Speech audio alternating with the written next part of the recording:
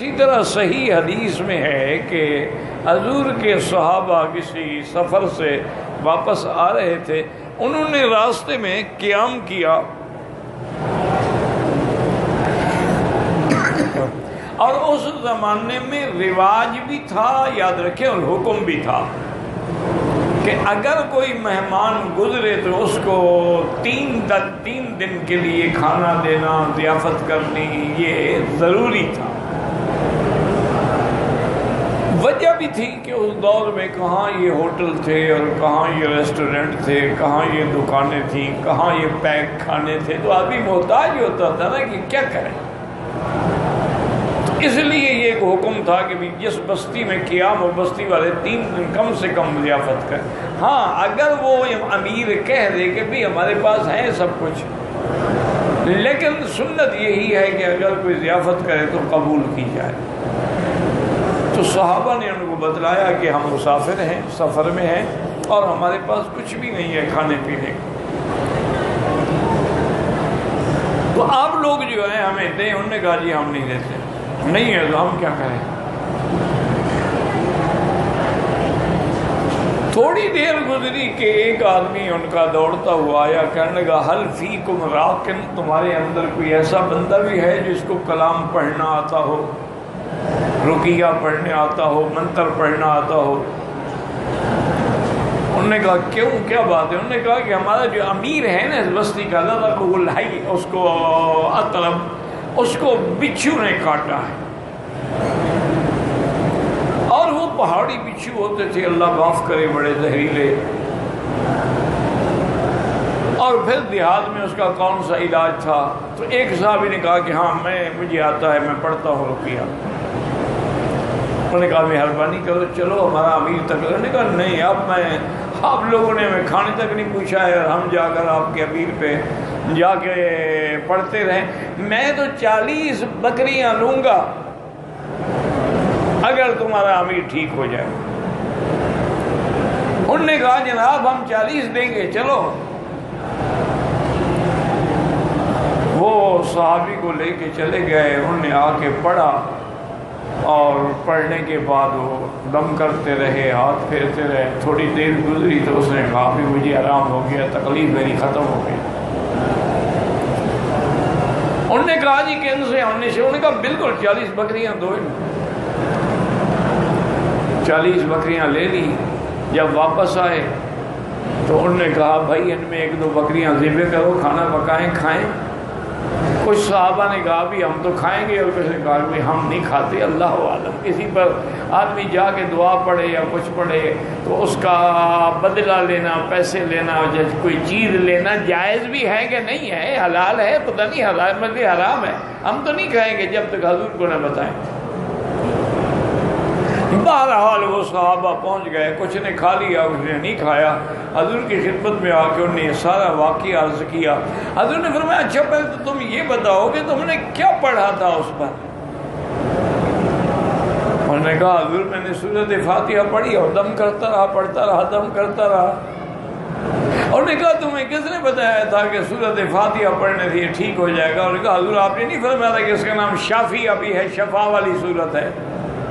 حضور بڑے خوش ہوئے، اور آپ نے فرمایا کہ جو تم نے ان پہ اجرت لی ہے وہ بالکل حق ہے، حلال ہے، اور اگر ان میں کچھ باقی ہے تو میرے لیے بھی لے آؤ۔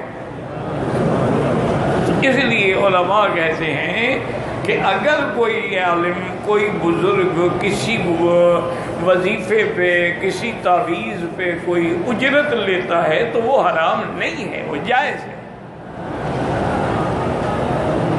حتیٰ کہ شرط کر کے بھی لے سکتا ہے، جیسے صحابی نے شرط کی کہ میں 40 بکریاں لوں گا پھر پڑھوں گا۔ تو بہرحال یہ ہے کہ سورۃ فاتحہ جو ہے یہ بہت بڑی نعمت ہے اور بہت بڑی عظمت والی سورت ہے اور شفا۔ ایک دفعہ ایک صحابی آئے حضرت عبداللہ ابن عمر رضی اللہ عنہما کی خدمت میں، انہوں نے کہا کہ یا عبداللہ ابن عمر کیا بات ہے، حضور کے زمانے میں صحابہ فاتحہ پڑھتے، دم کیا ٹھیک ہو گیا بندہ، اب ہم 100 دفعہ بھی پڑھیں تو بندہ ٹھیک نہیں ہوتا۔ وجہ ہے؟ تو حضرت عبداللہ ابن عمر نے فرمایا اللہ کے بندے قرآن وہی ہے، سورۃ فاتحہ بھی وہی ہے اور اس میں شفا بھی وہی ہے، لیکن وہ پڑھنے والی زبانیں کہاں سے میں لے آؤں؟ وہ پاک زبانیں تھیں، وہ پاک لوگ تھے، اندر باہر سے پاک تھے، رزق حلال تھا، صدق مقال تھا، اور وہ جو کچھ بھی پڑھتے تھے اللہ پاک اس میں شفا عطا فرماتے تھے۔ حضور پاک نے خود بھی صحابہ کو سکھایا کہ بسم اللہ ارقیک اللہ یشفیک عن کل داء یؤذیک۔ اسی طرح حضور نے فرمایا اعوذ بکلمات اللہ التامہ من شر شیطان وہامہ ومن کل عین لامہ۔ کئی حضور پاک نے دعائیں سکھلائی ہیں، اور حضور پاک صلی اللہ علیہ وسلم نے یہ بھی فرمایا ہے کہ اگر کسی کو شدید درد ہے چاہے کسی جگہ بھی ہے تو اس درد والی جگہ پہ ہاتھ رکھ کے وہ پڑھے کہ بسم اللہ بسم اللہ بسم اللہ اعوذ بعزت اللہ وقدرتہ من شر ما اجد واحاذر۔ یہ 7 دفعہ اگر پڑھ لے اور دم کر دے تو درد اسی وقت ختم ہو جائے۔ اور اسی طرح حضور صلی اللہ علیہ وسلم نے فرمایا کہ اگر کسی بیمار کی عیادت کے لیے جاتے ہو تو اس کے پاس جانے کے بعد اگر یہ کلمات 7 دفعہ پڑھ کے دعا کریں اسأل اللہ العظیم رب العرش العظیم ان یشفیک، اسأل اللہ العظیم رب العرش العظیم ان یشفیک، اسأل اللہ العظیم رب العرش العظیم ان یشفیک۔ یہ 7 دفعہ پڑھ کے دعا کریں اللہ اس کو شفا عطا فرماتے۔ تو بہرحال یاد رکھیں کہ یعنی رقیہ جو ہے شرعیہ وہ پڑھنا جائز ہے، اور حتیٰ کہ علماء تو یہ بھی اجازت دیتے ہیں کہ اگر قرآن کی آیت لکھ کے کوئی بزرگ دیتے ہیں یا حدیث مبارک کے کلمات لکھ کے دیتے ہیں تو وہ تو تعویذ بنانا بھی جائز ہے، لیکن وہ کہتے ہیں کہ وہ تمام جو حضور نے فرمایا کہ حرام ہیں، شرک ہیں، وہ کافروں والے جاہلیت والے ہیں کہ وہ اللہ عالم اس میں کیا شرکیہ کلمات لکھتے تھے۔ اس لیے آج بھی اگر کوئی عبرانی میں ہے، سریانی میں ہے یا لکیریں ہیں اس پر اعتماد نہ کریں، خدا جانے کیا لکھا ہوا ہے۔ لیکن اگر قرآن کی آیت ہے، جیسے قرآن پاک میں آیات شفا ہیں، 7 جگہ وہ آیتیں موجود ہیں، جیسے وَإِذَا مَرِضْتُ فَهُوَ يَشْفِينِ، جیسے فرمایا وَنُنَزِّلُ مِنَ الْقُرْآنِ مَا هُوَ شِفَاءٌ قُل لِّلَّذِينَ آمَنُوا هُدًى وَشِفَاءٌ۔ تو یہ 7 آیتیں جو ہیں اگر کسی مریض کو جیسی بھی مرض کیوں نہ ہو اس کو کسی پلیٹ میں لکھ کے یا برتن میں لکھ کے پلایا جائے اللہ شفا عطا فرما دیتے ہیں۔ ہمارا ایمان ہے، صرف شرط وہی ہے کہ پڑھنے والی زبان کون سی۔ اچھا اگر نہ بھی ہو تو بہرحال فائدہ تو ہوگا، اتنا نہیں ہوگا، لیکن یہ نہیں ہو سکتا کہ اللہ کے قرآن کا فائدہ نہ ہو۔ اللہ کے قرآن کی آیات کا اور حضور پاک کی بتلائی ہوئی، حضور پاک خود پڑھتے تھے حسن حسین پہ رضی اللہ عنہما، اور اسی طرح حضور پاک نے فرمایا جن بچوں کو بڑی نظر لگتی ہے، خوبصورت بچے ہوتے ہیں نا، تو ان کو حضور پاک نے یہ دعا سکھی کہ اعوذ بکلمات اللہ التامہ من شر شیطان وہامہ ومن کل عین لامہ۔ تو اگر یہ پڑھ کے دم کریں گے انشاءاللہ تو اس کو نظر نہیں لگے گی اور وہ بیچارہ بچ جائے گا۔ آج کل تو ایک کیا کس بات کو روئے ہم، آج کل تو رواج یہ ہے نا بچہ خوبصورت ہوئے بچی خوبصورت تو اس کو یہاں سیاہ ٹکا لگا دیتے ہیں، جی یہ سیاہ ٹکا لگا ہوگا نا تو نظر نہیں لگے گی۔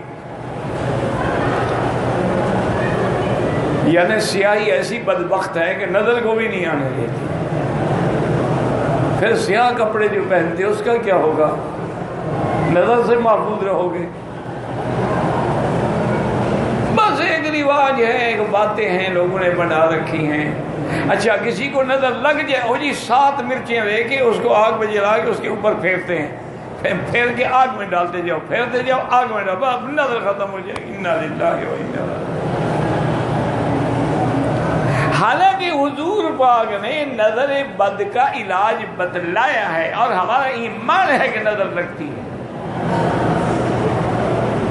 العین حق، حضور نے فرمایا کہ نظر برحق. اور یہ بھی حضور نے فرمایا کہ نظر ایسی بلا ہے کہ یہ اونٹ کو دیگچی میں پہنچا دیتی ہے اور بندے کو قبر میں پہنچا دیتی ہے.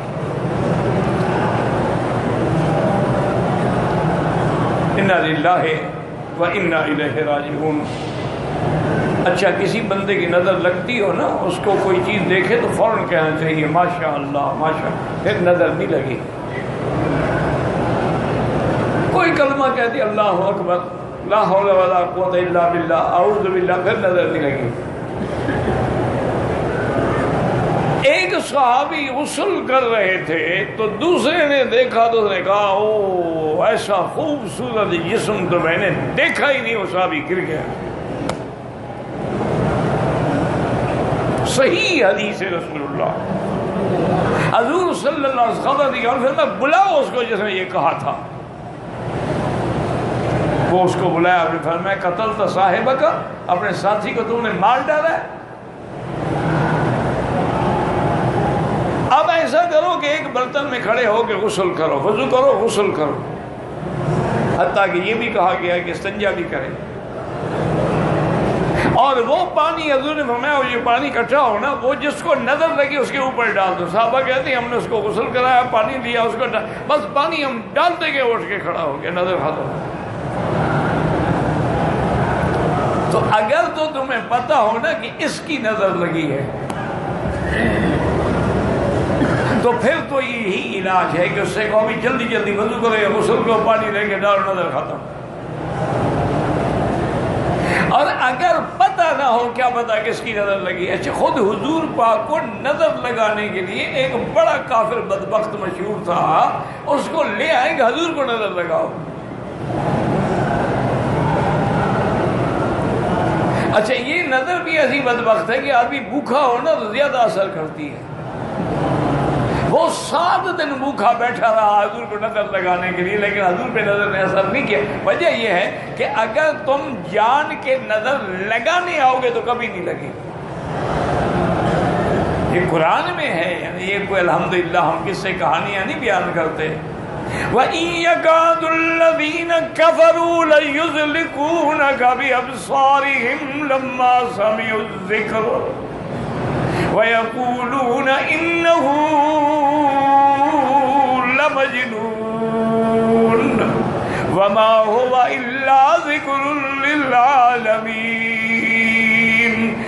اللہ نے فرمایا بدری یہ کافر چاہتے ہیں کہ نظر سے آپ کو پھسلا ڈالیں، کچھ نہیں کر سکتے آپ کا، اور آپ کو دیوانہ بھی کہتے ہیں. تو اللہ کی شان دیکھو، جس کو نظر بد لگ جائے اس کا علاج بھی یہی آیت ہے کہ یہ آیت مبارک جو ہے اس کو ہر نماز کے بعد 7 دفعہ پڑھ کے دم کرتے رہیں. انشاءاللہ نظر بد کا اثر جو ہے وہ ختم ہو جائے گا. کیونکہ نظر تو لگتی ہے. بڑا عجیب ایک لطیفہ ہے. حضرت تھانوی رحمۃ اللہ علیہ کی خدمت میں ایک آدمی آیا، وہ تھا کچھ پروفیسر ٹائپ آدمی، کالجوں کے پڑھے ہوئے. تو اس نے آ کے حضرت کی خدمت میں کہا کہ حضرت یہ جو ہم سنتے ہیں اور آپ لوگ بھی کہتے ہیں کہ بزرگوں کی نظر میں بڑا اثر ہے، یہ کیا ہے بزرگوں کی نظر میں اثر کیسے ہو گیا؟ حضرت تھانوی تو بہت بڑے علم والے تھے نا، اللہ نے ان کو بہت بڑا علم بھی دیا تھا، حلم بھی دیا تھا، تقوی بھی دیا تھا، اور تزکیے کے بھی وہ آخری مقام پہ تھے. تو حضرت نے بڑے آرام سے اس کی بات سنی. کہا پروفیسر صاحب تمہارا کچھ مطالعہ ہے؟ انہوں نے کہا ہاں جی میں نے فلاں کتاب پڑھی ہے، فلاں کتاب لکھی ہے، فلاں کتاب پڑھی ہے۔ انہوں نے فرمایا اچھا کہیں تم نے یہ بھی پڑھا ہے کہ نظر بد لگتی ہے؟ انہوں نے کہا ہاں جی یہ میں نے پڑھا ہے۔ ایک تفسیر میں نے پڑھا ہے کہ جب حضرت یوسف علیہ السلام کے بھائی جانے لگے مصر کی طرف تو ان کو اپنے والد نے ایک وصیت کی کہ لا تدخلوا من ابواب واحد وادخلوا من ابواب متفرقہ، میرے بیٹے جب مصر میں جائیں نا اکٹھے نہ داخل ہو، کوئی ادھر سے کوئی ادھر سے، چونکہ 10 جوان خوبصورت جمال والے جائیں گے تو کسی نہ کسی کی نظر تو پھر لگے گی۔ تو انہوں نے کہا جو نظر لگتی ہے یہ میں نے پڑھا ہے۔ تو آپ نے فرمایا اچھا بھائی پھر بری نظر تو لگتی ہے، اچھی نہیں لگتی؟ پروفیسر صاحب تو ٹھنڈے ہو گئے۔ انہوں نے کہا بری نظر اگر کسی کو لگتی ہے اور وہ زندہ کو مار ڈالتی ہے تو پھر اچھی نظر کیوں نہیں لگتی؟ اس کا معنی یہ ہے کہ نظر نظر ہے، اچھی ہوگی تو اچھی ہے، بری ہوگی تو بری ہے، نظر میں تو اثر اللہ نے رکھا ہے۔ اللہ تبارک و تعالی رحمتیں فرمائے بزرگوں پہ، کروڑوں اور بڑی چھوٹی چھوٹی باتوں سے وہ مسئلہ حل کر لیتے تھے۔ ایک اور اسی قسم کا پروفیسر صاحب آیا، گرمی کا موسم تھا تو وہ پنکھے ہوتے تھے اس زمانے میں، ایک لکڑی باندھ لی اس پہ کپڑا ڈال دیا اور رسی سے کھینچتے رہے، کوئی بجلی تو ہوتی نہیں تھی نا، تو ایک آدمی رسی کھینچ رہا تھا، وہ آیا کہنے لگا حضرت یہ جو آپ لوگوں نے بنا رکھا ہے کہ بزرگوں کی صحبت اختیار کرو، اللہ والوں کی صحبت اختیار کرو، اللہ والوں کے پاس بیٹھو، اللہ والوں کی صحبت میں اثر ہوتا ہے، اگر آپ عمل اپنے لیے کرتے ہیں ہم بھی اثر کس بات کا ہوتا ہے؟ یہ تو قرآن ہے کہ کسی دوسرے کا گناہ تو کسی دوسرے پہ نہیں رکھا جاتا، کوئی کسی دوسرے کا بوجھ نہیں اٹھائے گا۔ حضرت بڑے حوصلہ بڑا تھا حضرت میں، آپ سنتے رہے اور سنتے کے بعد جب اس نے بات ختم کر لی تو فرمایا پروفیسر صاحب یہ آدمی جو پنکھا جل رہا ہے یہ میرے لیے جل رہا ہے یا آپ کے لیے؟ انہوں نے کہا جی نہیں یہ تو آپ کے لیے جل رہا ہے، میرے لیے۔ انہوں نے کہا پھر ہوا باقی کے لوگوں کو بھی لگ رہی ہے؟ انہوں نے کہا جی ہاں بس بات سمجھ آ گئی۔ انہوں نے کہا یہی فائدہ ہوتا ہے اللہ والوں کی صحبت میں، پنکھے والوں کے پاس بیٹھو گے تو ہوا تو لگے گی۔ اسی لیے حضور نے فرمایا نا کہ خوشبو والے کے ساتھ دوستی رکھو، عطر خریدو گے نہیں تو خوشبو تو آئے گی۔